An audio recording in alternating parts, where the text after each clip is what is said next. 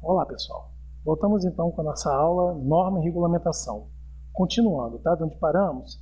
Vejamos, então, aqui. Os procedimentos de entrada em espaços confinados devem ser revistos quando da ocorrência de qualquer uma das circunstâncias abaixo. Bom, devemos sempre rever, tá? Os procedimentos de espaços confinados quando ocorrer alguma das coisas abaixo, dessas situações abaixo. Olha, a entrada não autorizada no espaço confinado, a entrada de alguém que não foi autorizado no espaço confinado, a gente tem que interromper interromper os procedimentos e retirar essa pessoa. Identificação de risco não descritos na permissão de entrada de trabalho. Se você, por acaso, identificou algum risco iminente que não estava previsto na PET, interrompa o trabalho. Como assim, Douglas? Bom, você fez a permissão de entrada de trabalho, a PR, mas aí você está escavando lá um túnel e você, escavando esse túnel, deu bem de frente com uma tubulação de um poço de água. Pode acontecer, né? Está lá a manilha, você está vendo a manilha lá, você vai continuar e vai perfurar aquele poço e vai inundar tudo e matar todo mundo afogado ali? Você vai ter que interromper para ver o que está acontecendo. E muitas outras situações de espaços confinados que você vê algum imprevisto, alguma coisa não prevista e tem que parar. Tá? Qualquer mudança na atividade desenvolvida ou na configuração do espaço confinado.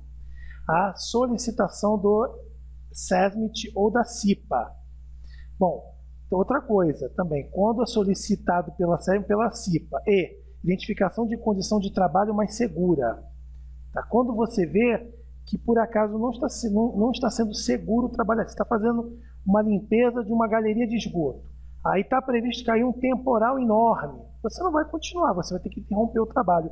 E muitas outras situações nos forçam a interromper, tá? Quando alguma dessas situações estão para ocorrer. Medidas pessoais. Todo trabalhador designado para trabalhos em espaços confinados deve ser submetido a exames médicos específicos para a função que irá desempenhar, conforme estabelecem as normas NR 731, incluindo os fatores de riscos psicossociais com a emissão dos respectivos atestados de saúde ocupacional, ASO. Vamos ver isso aqui. Então é o seguinte, tá?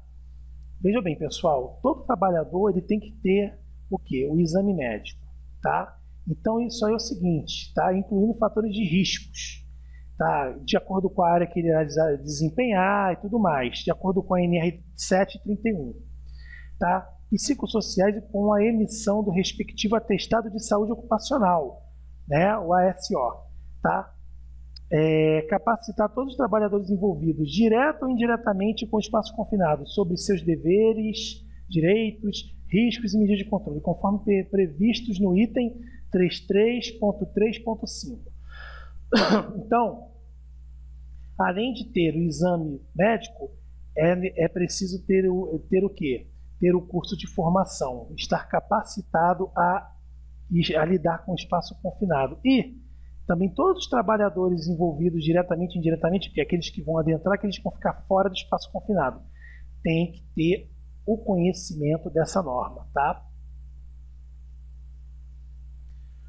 O número de trabalhadores envolvidos na execução dos trabalhos em espaços confinados deve ser determinado conforme análise de risco. Então, o número de trabalhadores que vai adentrar o espaço confinado, ele deve ser o quê? Feito de acordo com a análise de risco, certo? Isso envolve muito condição atmosférica, consumo de oxigênio, enfim. É vedada a realização de qualquer trabalho em espaço confinado de forma individual ou isolada. Nunca se deve entrar ao espaço confinado sozinho, sempre com uma equipe, tá? Um supervisor que tenha conhecimento das 40 horas, você que às 16 horas, o vigia e mais um colega, certo? Isso tudo sendo feito a PET, a PR, né? Você tendo já o curso do NR33, tudo certinho. O monitoramento constante e permanente, tá, desse espaço, para você poder trabalhar nele tranquilamente. Eu não sei se eu contei, mas tem até outro caso para falar sobre trabalho em espaço confinado, que a gente imagina que espaço confinado só venha a ser galeria de esgoto, tubulação de luz, de água, não. A manutenção de um poço de água, de um poço mesmo, ele também é um espaço confinado, ele não foi projetado para ter pessoas ali dentro, né? E dependendo da profundidade, ele pode ser restrito em oxigênio, enfim, tudo mais. Porque ele oferece risco de soterramento, de afogamento, tudo isso.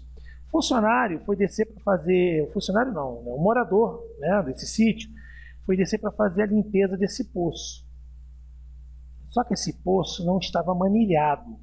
Ele era um poço que foi escavado, 4 metros de profundidade, e ali as pessoas com balde retiravam a água, tá? Só que ele não era manilhado.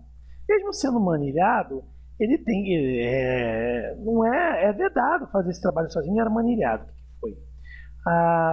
Esse morador, ele amarrou a corda num tronco de uma árvore e foi descendo, né? Foi descendo, né? Se apoiando nas bases desse poço, que não era manilhado, foi descendo, até que devido ao volume de água que tinha, a terra, o barro muito amolecido pela umidade, né? O que aconteceu? Houve deslizamento de terra e o funcionário ficou soterrado ali de baixo. Como não tinha ninguém junto com ele, fora, né, do espaço confinado para chamar um serviço de atendimento, de socorro, de resgate e tudo mais, ele acabou morrendo soterrado e afogado. Com a própria aquela terra úmida, a água ali do lençol, ele acabou morrendo afogado e soterrado. Então, isso não vai acontecer, isso é besteira, não acontece. Acontece sim, tá? Vira e mexe de vez em quando nas notícias de jornais acontecendo isso. Isso é muito comum acontecer. Então, é vedada a realização sozinha, da pessoa só, em espaço confinado. O supervisor de entrada deve desempenhar as seguintes funções. Bom, agora é a obrigação do supervisor de entrada, tá? Falamos da obrigação do empregador, do funcionário, vamos falar do supervisor de entrada, tá certo, pessoal? O supervisor de entrada deve desempenhar as seguintes funções: emitir a permissão de entrada de trabalho antes do início das atividades. É obrigação do supervisor preencher a PET, permissão de entrada de serviço. É obrigação do supervisor de entrada, tá? Executar os testes, conferir os equipamentos e os procedimentos contidos na permissão de entrada e trabalho. Fazer a checagem dos equipamentos como guincho, corda, tripé, escada, conferir os equipamentos, né, as EPIs, se estão em perfeito estado de uso. Tudo isso ele é obrigação do supervisor e informar na PET, bonitinho. Fazer avaliação, tá, dos riscos, tudo, reconhecer, tá, interromper o espaço confinado, pré-entrada, entrada. Essas 4 fases é obrigação do supervisor. Assegurar que os serviços de emergência e salvamento estejam disponíveis e que os meios para acioná-los estejam operantes. Bom, ter uma equipe de emergência, de salvamento disponível, acionar isso, estar em contato com isso é obrigação do supervisor, tá? E os meios, tá, de comunicação operantes também. Testar rádio emissor também é obrigação do supervisor. Cancelar os procedimentos de entrada de trabalho quando necessário, tá? Se está vendo, tá, durante a análise do risco, né, viu um erro, enfim, um iminente grave risco de acidente, ele é obrigado a comunicar na PET e encerrar a PET, certo? Se por acaso for possível ele continuar, ele vai fazer o serviço, tá?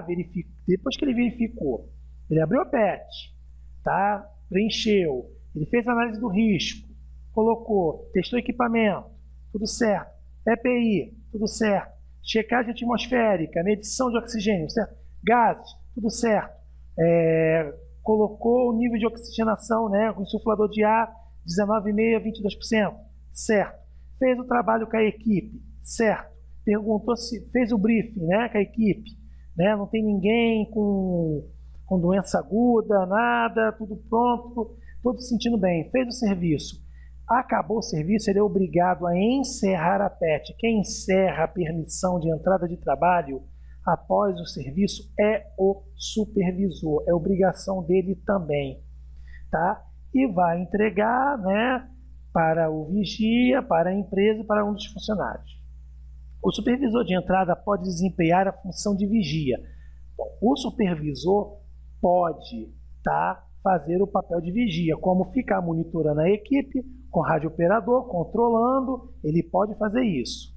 Mas o vigia não pode realizar a função do supervisor, porque o vigia só tem 16 horas, tá, de NR33, não tem as 40 horas como determina para ser um supervisor. Então, o empregador tem a função dele, tá? Ele não pode nunca, o empregador, fazer a função de um supervisor. O empregado nunca pode assinar ou fazer uma PET, não é função do empregado, tá? E o vigia muito menos. Essas obrigações que eu falei é do supervisor. Agora vamos falar, tá, da obrigação do vigia. O vigia deve desempenhar as seguintes funções, tá? Manter continuamente a contagem precisa do número de trabalhadores autorizados no espaço confinado. É assegurar que todos saiam ao término da atividade. Bom, é obrigação do vigia saber quantos funcionários vão adentrar no espaço confinado. E ele é responsável por dar conta da saída deles. Por exemplo, entrou no espaço confinado cinco funcionários, saíram 4, alguém passou mal, desmaiou, sofreu um mal súbito lá dentro. E informar isso é obrigação do vigia, ele não pode deixar isso passar em branco, porque isso ele é responsável, tá?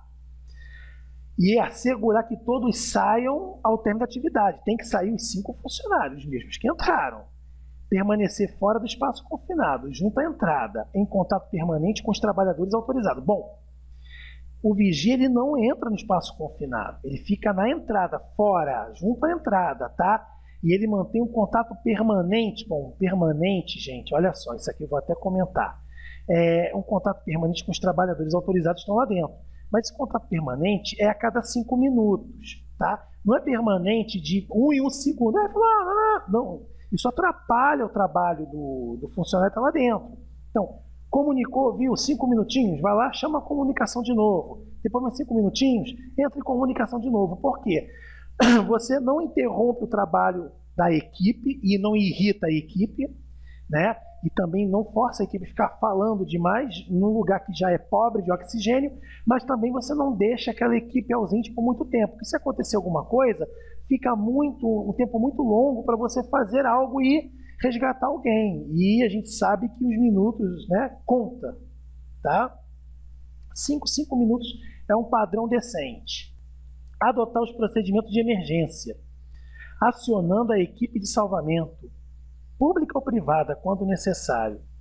Qualquer incidente dentro de um espaço confinado, ele está mantendo contato com a equipe e é ele que está na entrada que vai ter que acionar a equipe de emergência, de salvamento. É obrigação do vigia. Operar os movimentadores de pessoas e ordenar o abandono. Bom, então ele é responsável por operar as movimentações das pessoas ali dentro, certo? A entrada, a saída, é ele que conduz a entrada e a saída, é responsável por isso, e ordena o abandono do espaço confinado, sempre que reconhecer algum sinal de alarme, perigo ou sintoma. Tá? Bom, se por acaso foi informado ao vigia um risco iminente, ou ele visualizou um risco iminente, é responsabilidade dele interromper, tá? Dar ordem para sair desse espaço confinado, interromper o trabalho. De perigo, sintoma, queixa, condição proibida, acidente, situação não prevista ou quando não puder desempenhar efetivamente suas tarefas, nem ser substituído por outro vigia. Tá? Então é o seguinte, tá? O vigia viu um mal súbito de um funcionário, ele viu alguma situação iminente de acidente, ou realmente não tem outro vigia para ficar no lugar dele. Nunca uma equipe pode ficar dentro de um espaço confinado sem um vigia. Se o vigia passar mal, não puder continuar, acontecer alguma coisa, a equipe toda tem que sair do espaço confinado, tá? Isso é regra. Não pode continuar o trabalho.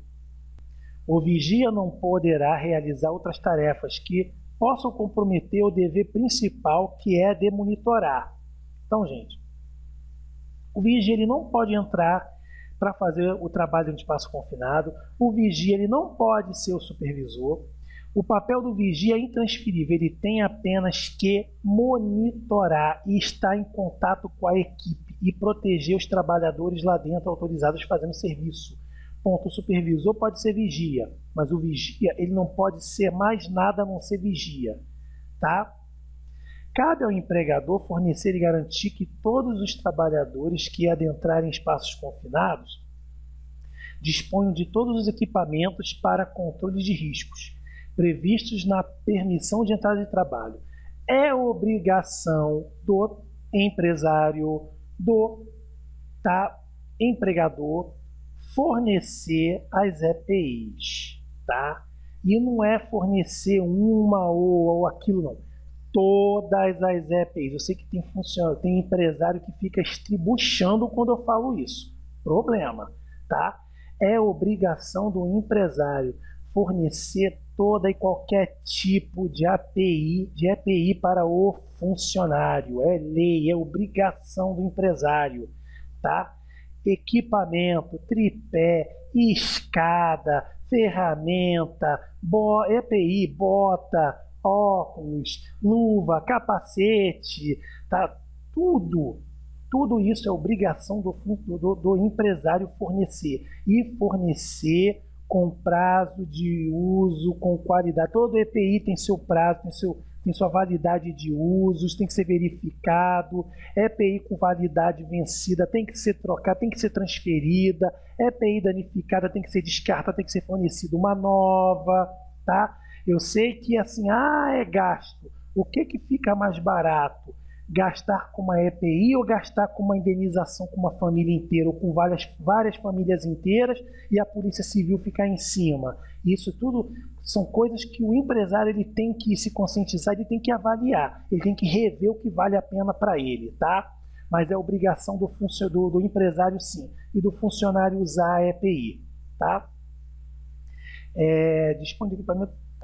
Em caso de existência de atmosfera imediatamente perigosa à vida ou à saúde, tá? Espaço confinado somente pode ser adentrado com uma utilização de máscara autônoma de demanda com pressão positiva ou com respirador de linha de ar comprimido, com cilindro auxiliar para escape.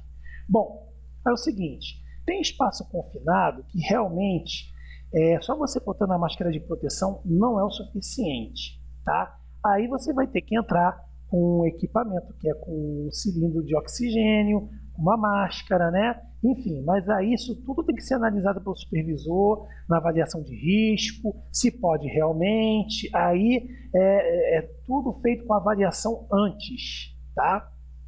Tudo feito com avaliação antes. Quem vai determinar o tipo de EPI, o tipo de equipamento, tá? O tipo de serviço que vai ser feito, como vai ser feito, isso tudo quem determina é o supervisor na PET. Capacitação para trabalhos em espaços confinados, tá? É vedada a designação para trabalho em espaços confinados sem a prévia capacitação do trabalhador. Bom, não fiz o curso de NR33 e vou trabalhar em espaço confinado. Perante a lei é proibido, é crime. Você não pode trabalhar em um local, em uma atividade no qual você não tem a formação, você não foi capacitado para isso, tá? Para trabalhar em espaço confinado, o trabalhador tem que ter, pelo menos inicialmente, as suas 16 horas da norma regulamentadora e, periodicamente, uma vez por ano, 8 horas, certo? O empregador deve desenvolver e implantar programas de capacitação sempre que ocorrer qualquer das seguintes situações. É obrigação do empregador implantar programas de capacitação e atualização de acordo com as situações. Vejamos, mudança nos procedimentos, condições ou operações de trabalho.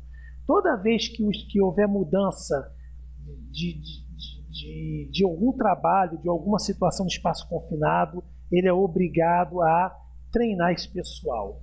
Algum evento que indique necessidade de novo treinamento, ou alguma anomalia nesse espaço confinado que vai ser necessário, tá, um treinamento mais massificado para a nova formação, enfim, para acrescentar o conhecimento. Quando houver uma razão para acreditar que existe desvios na utilização ou nos procedimentos de entrada nos espaços confinados, ou que os conhecimentos não sejam adequados. Bom, esse aqui é grave, tá? O que acontece? Aqui o empregador, nem tudo também é culpa do empregador, né, meus amigos? Tem funcionário também que eu vou te falar. Aqui é o seguinte, tá? O que acontece? Quando se acredita em desvios na utilização dos procedimentos, quer dizer isso, quando não se está cumprindo a norma, meu amigo, né? Quando não está seguindo, ou então não se tem os conhecimentos corretos para, né, seguir os padrões necessários. Quando não se segue a norma por desvio de padrão, né, de comportamento, né, por não querer fazer, né, ou por não ter conhecimento adequado, aí o empregador tem duas opções: ou ele troca a equipe inteira e, né, forma tudo de novo, ou ele dá um novo treinamento. Ele investe em novo treinamento e forma esse pessoal. Aí é muito de empresa para empresa. Mas aos meus olhos, ao meu ver, quando você não tem o conhecimento adequado, você realmente tem que completar, você tem que reciclar, você tem que embasar. Agora, quando, né, existem desvios de utilização dos processos, quer dizer, quando você burla, né, os segmentos da norma, você não quer seguir como está ali, você quer burlar, aí, meu amigo, é trocar a equipe. Não tem nem muito o que conversar também não, entendeu? Todos os trabalhadores autorizados, vigias, supervisores de entrada devem receber capacitação periódica. Olha aí como eu falei, a cada 12 meses, tá? Com carga horária mínima de 8 horas. Então, você fez as 16 horas, tá? O supervisor fez 40 horas. Mas uma vez por ano, você vai ter que fazer no mínimo 8 horas de reciclagem. A capacitação inicial dos trabalhadores autorizados e vigia deve ter carga horária mínima de 16 horas, como eu falei. Para iniciar, 16 horas, tá? Isso, vigia e trabalhador, certo?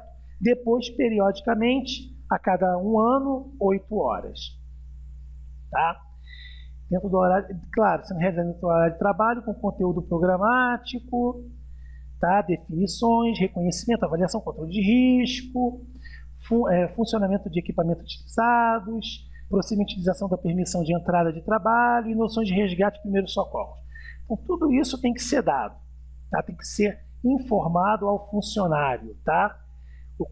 As definições, reconhecimento, avaliação, controle de risco, ele saber os riscos, ele tem que saber noções de resgate e primeiros socorros, os riscos que a pessoa pode sofrer no espaço confinado, a utilização, preenchimento da PET, não. Quem preenche a PET é o supervisor. Você tem que saber ler, identificar e interpretar a PET, certo? Isso aí você tem que saber, que a permissão de trabalho, o vigia e o trabalhador tem que saber ver, conhecer, interpretar o que está ali feito pelo supervisor. Claro que ele faz um briefing e tudo, mas ele tem que ser bom interpretador, leitor daquilo ali, tá certo? Bom, meus amigos, é o seguinte, vou dar uma parada por aqui, é muita informação, tá?